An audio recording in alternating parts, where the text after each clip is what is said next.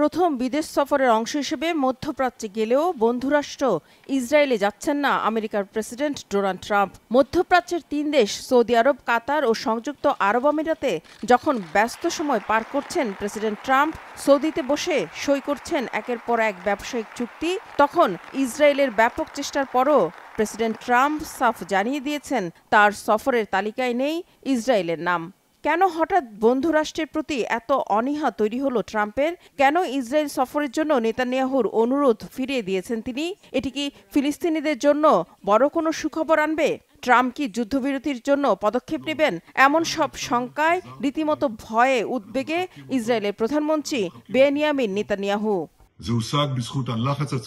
বিশ্লেষকরা বলছেন, গাজা ইস্যু সহ ব্যবসায়িক স্বার্থের কারণেই নেতানিয়াহুর উপর নাখোশ প্রেসিডেন্ট ট্রাম্প। তারা বলছেন, গাজায় যুদ্ধবিরতি কৃতিত্ব যদি মার্কিন প্রেসিডেন্ট নিতে পারতেন তাহলে হয়তো ইসরায়েল সফরে যেতেন তিনি।